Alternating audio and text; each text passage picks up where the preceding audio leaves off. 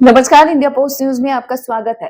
उत्तर प्रदेश की सत्ता में वापसी के लिए समाजवादी पार्टी के प्रमुख अखिलेश यादव हर मुमकिन कोशिश और सियासी समीकरण सेट करने में जुटे हैं। अखिलेश यादव ने अपने 2024 के विनिंग फॉर्मूले पीडीए को भी और मजबूती देने के लिए दलित एजेंडे पर फोकस कर रहा है। ऐसे में समाजवादी पार्टी के राष्ट्रीय महासचिव राम गोपाल यादव का ऑपरेशन सिंदूर में शामिल रही air wing commander Vyomika Singh पर जातिगत टिप्पणी करना कहीं सियासी तौर पर समाजवादी पार्टी के लिए महंगा ना पड़ जाए, क्योंकि बसपा से लेकर भारतीय जनता पार्टी तक समाजवादी पार्टी को दलित विरोधी कटघरे में खड़ा करने में जुट गई हैं। अखिलेश यादव के चाचा और समाजवादी पार्टी के दिग्गज नेता राम गोपाल यादव गुरुवार को मुरादाबाद के बिलारी क्षेत्र में एक जनसभा को संबोधित करते हुए उन्होंने ऑपरेशन सिंदूर में पीडीए यानी कि पिछड़ा दलित अल्पसंख्यक फॉर्मूला तलाशने की कोशिश में सियासी तौर पर बड़ा बवंडर कर बैठे। हमारी पुरानी एक कहावत है कि सठे साठ्यम समाचरे, दुष्ट के साथ दुष्टता का ही बर्ताव करना चाहिए। पाकिस्तान मान नहीं सकता। जब ये सीज फायर हुआ तो सबके दिमाग में ये था कि ये मानिएगा नहीं पाकिस्तान। और आप देख रहे हैं रोजाना आतंकवादी मारे जा रहे हैं, पाकिस्तान से आ रहे हैं और तिरंगा यात्रा निकाल रहे हैं।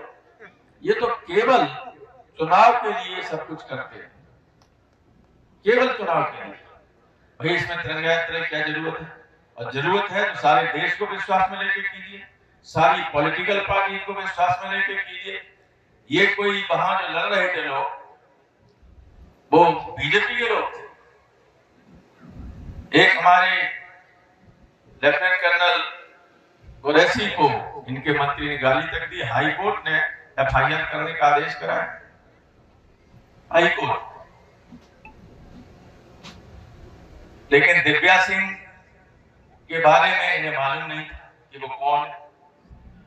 और न एयर ऑपरेशन के जो इंचार्ज थे एयर मार्शल अवधेश कुमार भारती, न उनके बारे में मालूम था, वरना इन्हें भी गाली दे। मैं आपको बता दूं कि दिव्या सिंह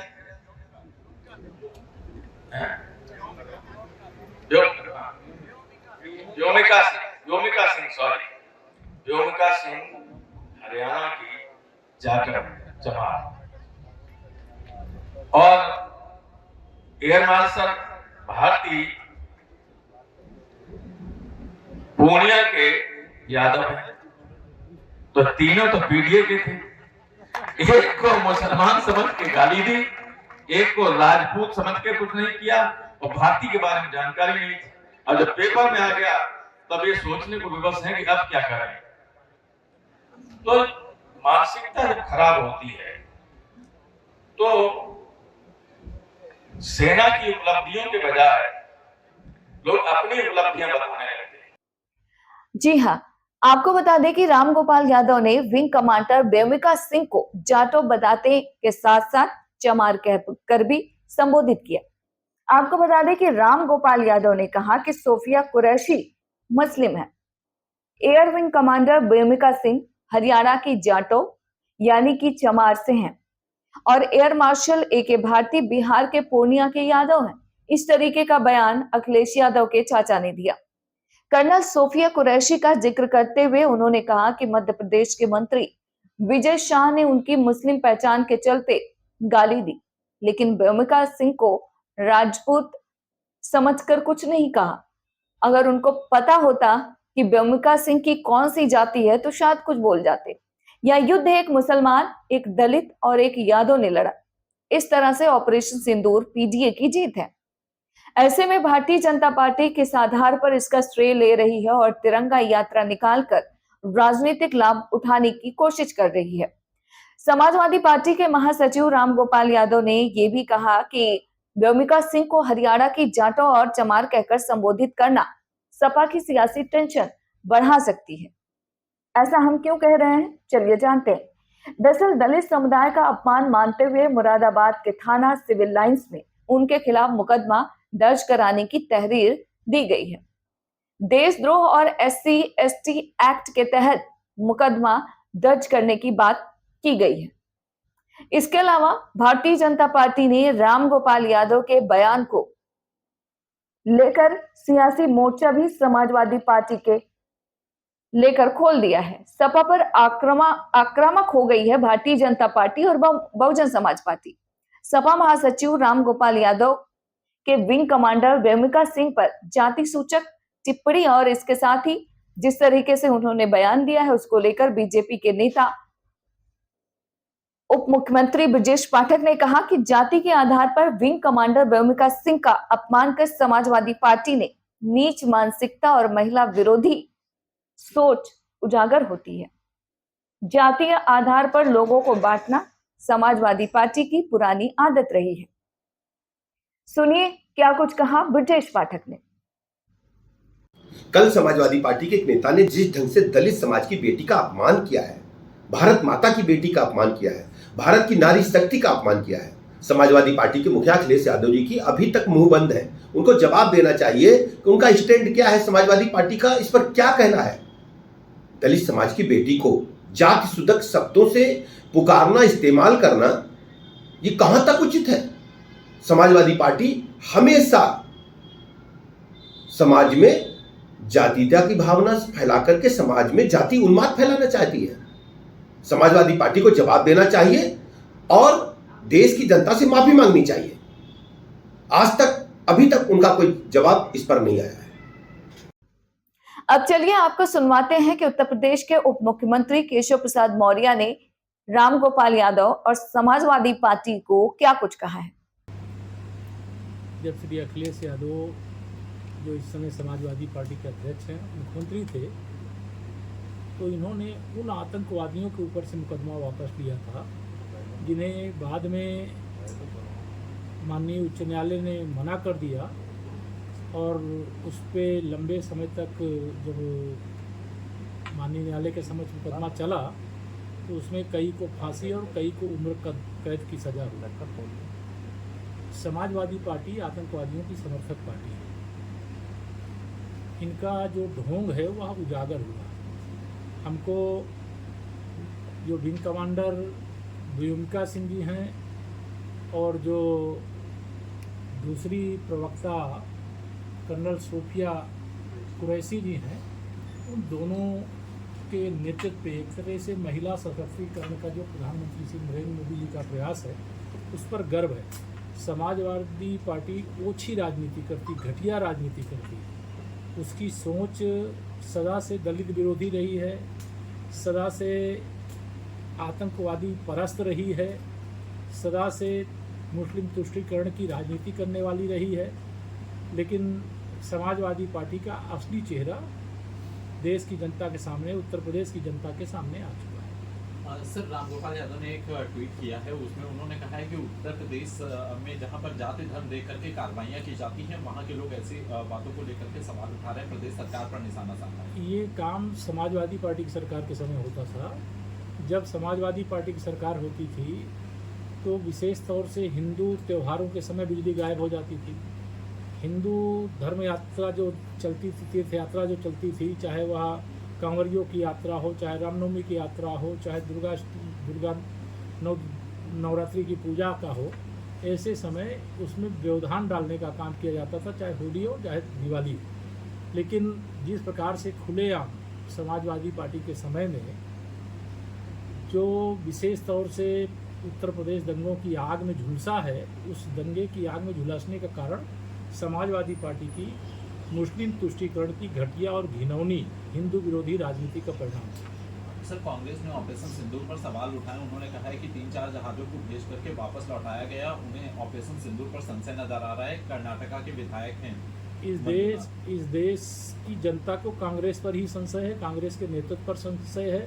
कांग्रेस को जब देश की सरकार का, चाहे वह बाद में स्वागत, देश की सेना का पहले स्वागत करना चाहिए। देश की सेना ने ये 1965 और 1971 और कारगिल विजय के बाद यह जो कह लीजिए कि एक साथ पाकिस्तान स्थित 9 आतंकवादी 9 से अधिक आतंकवादी अड्डों को सीधे निशाने पर ले लिया। इतनी हमारी सेना सक्षम है। ये हम लोग भी बाद में जाने जब सेना ने कार्रवाई कर दी कि अगर वह आतंकवादी सेना के संरक्षण में भी कई छिपे थे तो उनको भी वहीं पर घुस करके मार देने का काम हमारी मिसाइलों के द्वारा किया गया, हमारे ऐसे शस्त्रों के द्वारा किया गया, जिससे यह पता चलता है भारत पाकिस्तान को उस औकात में पहुंचा दिया है कि अब कभी भारत से टकराने का दुस्साहस नहीं करेगा। सर, मोदी सरकार जो है वो एक योजना बना रही है जिसमें वो विभिन्न जो राजनीतिक दलों की पार्टी के नेता हैं, जो सांसद हैं, उनको वैश्विक स्तर पर भेजेगी, पाकिस्तान का जो सच है उसको साबित करेगी।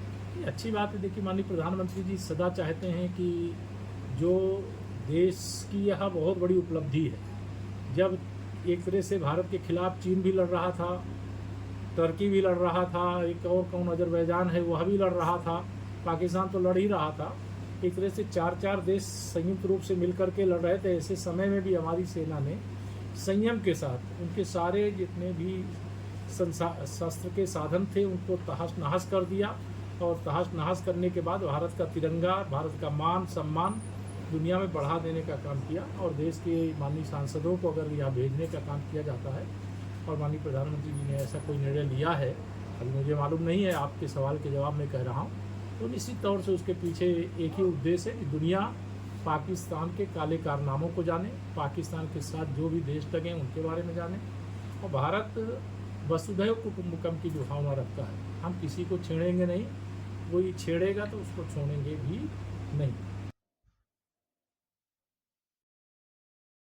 आपको बता दें कि यूपी बीजेपी प्रदेश अध्यक्ष भूपेंद्र चौधरी ने कहा कि अखिलेश यादव और उनके चाचा राम गोपाल को पाकिस्तान की हार बर्दाश्त नहीं हो रही है, इसलिए कोई सेना में जाति ढूंढ रहा है तो कोई अपनी सेना के शौर्य पर प्रश्न चिन्ह खड़ा कर रहा है। यह समाजवादी पार्टी की मानसिकता और डीएनए को ही दर्शाता है। इसके अलावा बीजेपी के एमएलसी लालजी प्रसाद निर्मल ने कहा कि राम गोपाल यादव का बयान पीडीए की उस विकृत सोच का पर्दाफाश है जो दलितों का सम्मान नहीं करता बल्कि उन्हें सिर्फ वोट बैंक मानता है। समाजवादी पार्टी के डीएनए में ही दलित विरोधी सोच भरी है। राम गोपाल यादव के बयान की निंदा करते हुए बहुजन समाज पार्टी की प्रमुख मायावती ने भी बड़ा बयान दिया है। मायावती ने कहा है कि पाकिस्तान में आतंकवादियों के खिलाफ भारतीय सेना के ऑपरेशन सिंदूर के पराक्रम से पूरा देश एकजुट और गौरवान्वित है। ऐसे में सेना को धर्म और जाति के आधार पर बांटना, आंकना घोर अनुचित है। बीजेपी के मंत्री ने जो गलती की वही गलती समाजवादी पार्टी के वरिष्ठ नेता ने भी की है। यह बेहद शर्मनाक और निंदनीय है। मायावती ने आगे कहा कि सेना का हर जवान राष्ट्र के लिए बलिदान देता है और इस तरह की संकीर्ण सोच देश की एकता और सेना की गरिमा को चोट पहुंचाती है, ठेस पहुंचाती है। सपा की बिगड़ न जाए दलित पॉलिटिक्स। जी हां, दरअसल समाजवादी पार्टी के महासचिव रामगोपाल यादव के भूमिका सिंह पर की गई टिप्पणी को लेकर बीजेपी ने जिस तरीके से समाजवादी पार्टी के खिलाफ मोर्चा खोल रखा है, उसके जरिए इसको बीजेपी की समाजवादी पार्टी को घेरना ही नहीं बल्कि दलित विरोधी कटघरे में भी खड़ा करने की स्ट्रेटेजी मानी जा रही है। दरअसल रामगोपाल यादव के बयान को भारतीय जनता पार्टी दलित विरोधी बता रही है, तो दलित समुदाय के लोग भी चमार कहने पर अपनी नाराजगी जाहिर कर रहे हैं। मुख्यमंत्री योगी आदित्यनाथ ने भी कहा कि सेना की वर्दी को जातिवादी चश्मे से नहीं देखा जा सकता। समाजवादी पार्टी की यह मानसिकता राष्ट्रभक्ति को बांटने का दुस्साहस है। इस तरह से समाजवादी पार्टी के दलित वोटों को साधने की कोशिशों पर भी मुश्किलें खड़ी हो सकती हैं। आपको यह भी बता दें कि 2024 लोकसभा चुनाव में अखिलेश यादव अपने पीडीए के दांव पर, या फिर यूं कहें अपने पीडीए के दम पर ही 37 सीटें जीतने में कामयाब हुए थे। समाजवादी पार्टी ने पीडीए यानी कि पिछड़ा, दलित और अल्पसंख्यक वाली राजनीति से ही 2027 का चुनाव लड़ने का प्लान बनाया है। आपको यह भी बता दें कि अखिलेश यादव की नजर पीडीए राजनीति को और मजबूत करने की है, जिसके लिए उनकी नजर मायावती के वोट बैंक पर भी है। अखिलेश यादव इन दिनों दो तरह के मिशन में जुटे हैं। पहला, समाजवादी पार्टी ने दलित समाज के नेताओं को तवज्जो दी जा रही है, तो वहीं दूसरी ओर अखिलेश यादव अपने आसपास अब यादव और मुस्लिम नेताओं को रखने के लिए दलित नेताओं को साथ लेकर चलते हैं। इसी कड़ी में सपा ने बसपा के पुराने नेता दद्दू प्रसाद को अपने साथ मिलाया और उसके बाद रामजी लाल सुमन के साथ भी समाजवादी पार्टी पूरी मजबूती के साथ खड़ी रही। आपको बता दें कि रामजी लाल सुमन के खिलाफ करनी सेना ने आगरा में एकजुट होकर अपनी ताकत दिखाया, हुंकार भरी, तो वहीं दूसरी ओर अखिलेश यादव भी आगरा जाकर रामजी लाल सुमन के पक्ष में उनके साथ खड़े रहे। बीजेपी पर हमला करने से नहीं चूके अखिलेश यादव। दलित वोटों के लिहाज से समाजवादी पार्टी रामजी लाल के साथ खड़े होना अपने लिए मुफीद मान रही थी। सपा का पूरा फोकस दलित वोटों पर ही है, जिसे अपने साथ मिलाने के लिए बहुजन समाज पार्टी के बैकग्राउंड वाले नेताओं को साधने में जुटे थे। लेकिन राम गोपाल यादव का ये बयान सारे किए धरे पर पानी ना फेरते। अब देखना यही होगा कि राम गोपाल यादव के इस बयान से समाजवादी पार्टी पीछा कैसे छुड़ाती है। दिल्ली से इंडिया पोस्ट न्यूज के लिए ममता चतुर्वेदी।